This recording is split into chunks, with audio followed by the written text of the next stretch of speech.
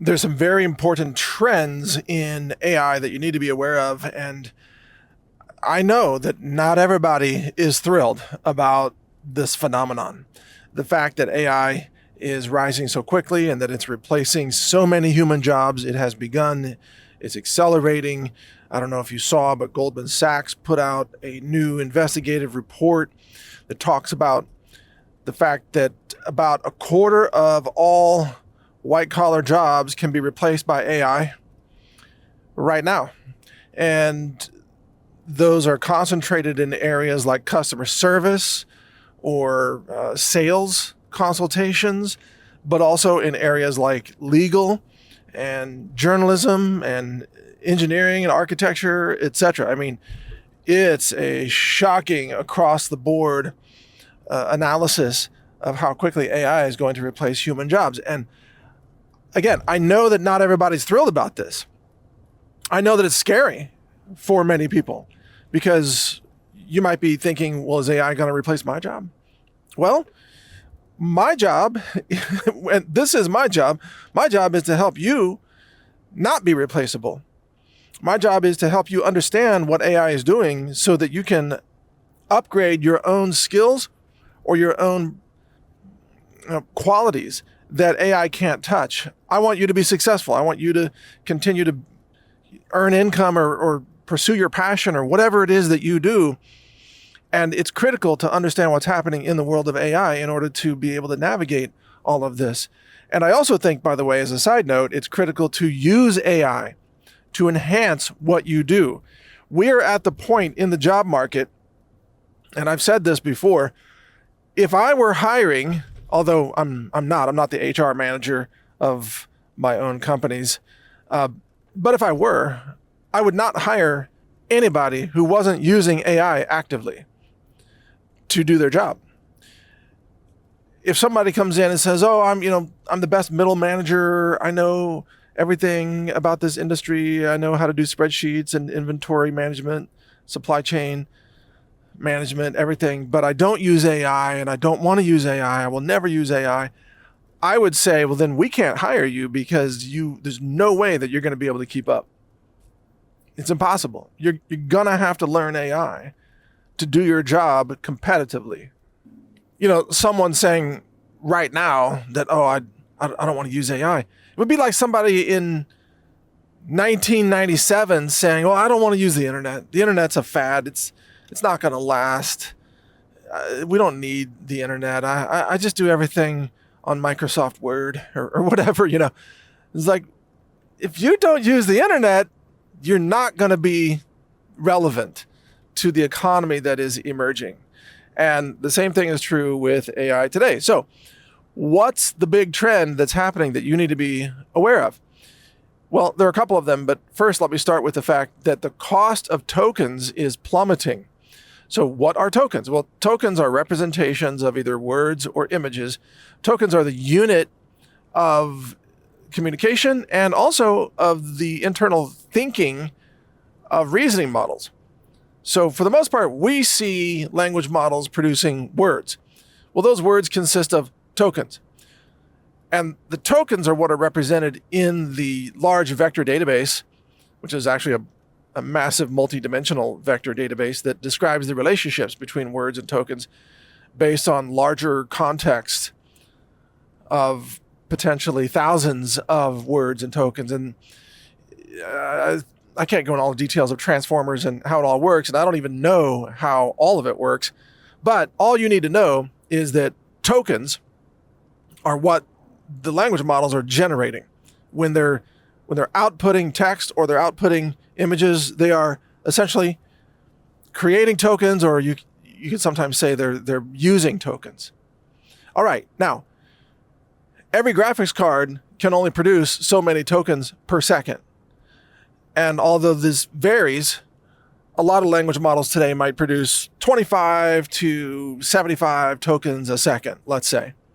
That's pretty typical for a relatively high-end prosumer graphics card running a common language model. Now, the bigger your language model gets, that is, the larger the parameters are, and some models are 70 billion parameters or more, the slower the models get, and then they can produce fewer tokens per second. Whereas smaller models, such as a 7 billion parameter model, which is very common, a 7 billion parameter model can produce tokens very quickly. And that's why running a smaller model is less expensive per token, because the tokens come out faster. All right, now, the trend is that the cost of tokens is plummeting. Over the last 2 years, the cost to produce tokens is just plunging so much that tokens are getting so unbelievably cheap that users of AI models are finding that they can just sort of throw tokens at a problem and burn a bunch of tokens and get a much better answer. And one approach to this is called recursive reasoning. It's where you tell a model to take its own answer and then to reprocess that answer as a new input, and then to rethink about that and refine it and maybe correct it if it's off base. And by looping, like a feedback loop of the AI model's own output, looping it back into itself, again, that's why it's called recursive reasoning, you can burn a bunch of tokens and get a much better answer. It turns out that AI models are just so-so with a one-shot answer. A one-shot answer means, like, this is my first answer. It's kind of like walking up to a person and saying, what's the capital of Argentina? And they're like, they just give an answer. Because not everybody knows that. I mean, I don't know the capitals of most countries around, because it's just not important. I can look it up if I have to, right?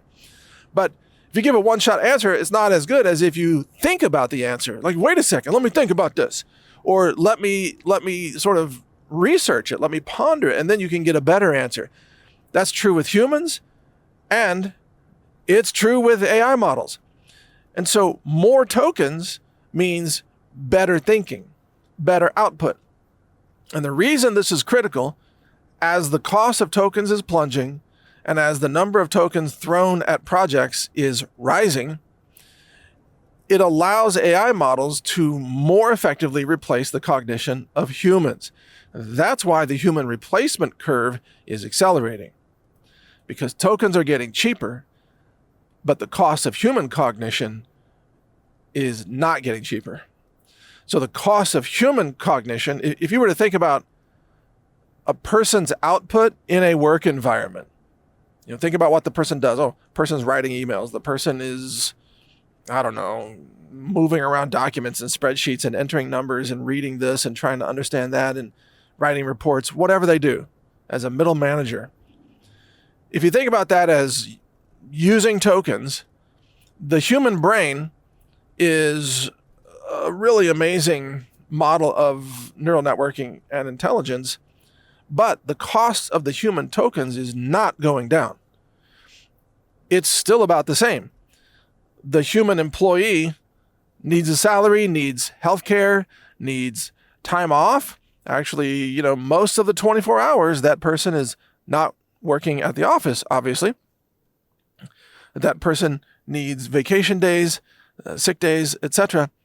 And then when that person is actually at work, they're shooting the breeze at the coffee machine with the coworkers or whatever. The actual number of productive hours in a typical office day is something like 2 or 3, maybe 4 if you have a really well-run office. And that means that human tokens are incredibly expensive and incredibly slow, whereas machine tokens are getting cheaper and cheaper and faster and faster. And I know some of you are going to say, well, you can't reduce humans to tokens. They're not robots. Humans bring something special. They have innovation and creativity and inspiration and compassion. And yes, that's true, but that's not what your company is hiring you for. Your company, most companies, hire workers to function as automatons. They want you to be a thinking machine. They want you process these reports, or what was the joke in that movie, The Office? Was it the TPI reports or whatever? It's like, we need the TPI reports. Nobody ever knew what those were. It's just some paperwork garbage. Well, most jobs require humans to become machines. Most employers are not rewarding humans for your humanity. They're not saying, oh, we love your creativity, we love your vision, no. Produce the TPI reports, like that's the issue. So if you're lucky enough to have a job where you get to be creative and you get to express your innovation, hold on to that job, because those are pretty rare, actually. And those will be very difficult for AI to replace. Whereas the more automated jobs, here's a spreadsheet, or here's a stack of grant applications, process these grant applications. Oh my God. That's turning a human into a machine to process the grant applications. Well, that can be done by machines more cheaply and usually with better accuracy. So, cheaper tokens for machines, but more expensive tokens for humans. So, what do you think employers are going to do? They're going to cut the humans. And that's exactly what's happening. And you got to understand, human tokens are not going to get cheaper. But machine tokens will continue to get lower and lower in cost. I mean, dramatically. And machine tokens are going to get faster. And at the same time, the quality of the machine output continues to improve dramatically. And this is not a linear progression. This is an exponential increase in the functional intelligence of AI models. I mean, we're in the middle of an intelligence explosion that very few humans can even properly understand. They're just not tracking it. It's hard for humans to understand exponential phenomena, but that's what this is. And as a result, it's going to have runaway intelligence so incredibly rapidly that even CEOs of corporations are going to find themselves answering to the AI rather than commanding the AI. Yeah, that's going to happen pretty rapidly. So the only way to make human tokens less expensive and higher quality is for humans to work for less money, fewer benefits, etc., or for humans to upgrade their skills and their knowledge, especially domain knowledge in your particular industry, so that your output, or that is your thinking, is higher quality than AI.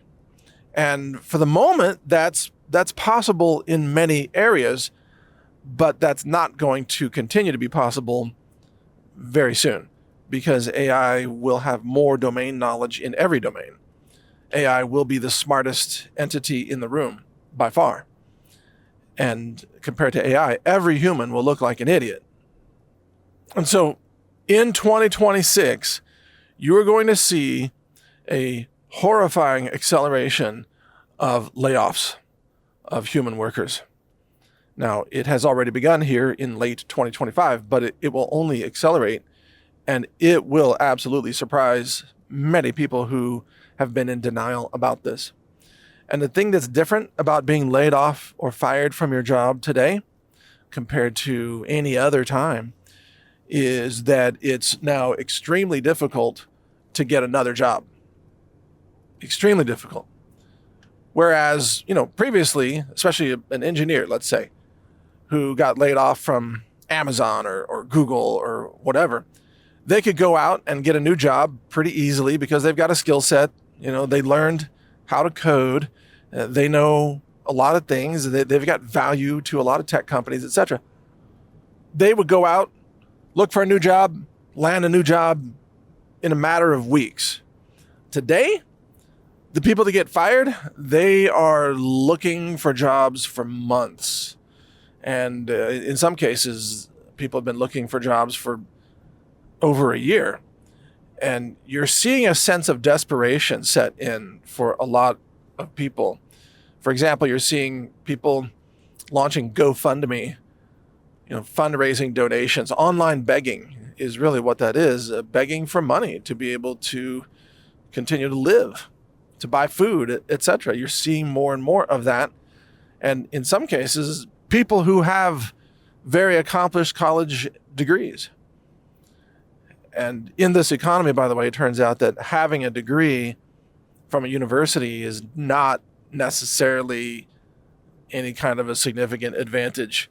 It's just that's almost irrelevant at this point in many areas, or maybe most areas. Because again, everything that a person learns in college is already known by almost every AI engine. Every possible thing that you could have learned from your college books, well, all those textbooks have already been read and ingested by AI. So, college is less and less relevant to the workplace. Maybe for a long time it hasn't been relevant because of all the woke universities and things like that, but it's even less relevant today. So you're going to see a wave of unemployment that you have never seen before, not in our lifetimes. And in time, it will exceed the Great Depression. You're going to see unemployment rates first at 25% and then 50% and then even higher in certain sectors. You're going to see now labor will be safer for many years to come because robotics is difficult. But cognition, which is what I'm focused on here, and tokens in the workplace for desk jobs, white collar jobs, etc.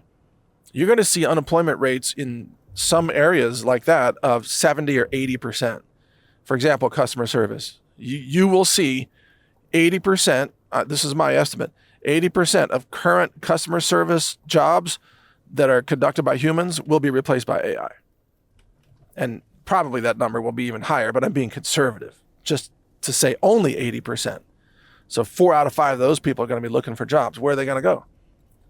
Well, you can't drive an Uber because all the taxis are going to be automated in the coming years. Or you can't drive an Uber for long, maybe for a year or two, and that's about it. So what are you going to do? Well, society is going to have to address this question because it's a massive issue. Widespread unemployment, massive defaults on consumer debt, which includes home loans, car loans, medical debt, and student loans, etc. This is going to collapse financial institutions. This is going to cause widespread homelessness, and this is going to drastically reduce consumer purchasing behavior, which will dramatically impact online e-commerce giants like Amazon and also retail outlets like, Home Depot and Best Buy and whatever. This is going to upend everything in our economy. And almost nobody is ready for this, and very few people realize it's even happening. Everybody's in denial. And that, denial is just not going to work. So people had better get a grip on this. Anyway, you can use our AI engine. It's completely free of charge, and it's available at brightu.ai. That's the word bright, followed by the letter U.ai, brightu.ai, and it can help you with lots and lots of things. So take advantage of that. It's free to use. And then also check out all the latest centered news, and we do news analysis trends, emerging trends, all kinds of things at centered.news. So check that out. And thank you for listening. I'm Mike Adams here. God bless you. Praying for all of you to have success in this new economy. Adapt, learn, train. It's going to get very difficult for a lot of people. So be prepared for that. Thanks for listening. Take care. Craving something sweet but want to avoid processed sugars and candy? Our delicious and nutritious soft-dried apples and mangoes are non-GMO, certified kosher, and organic. Shop only at the Brighteon store.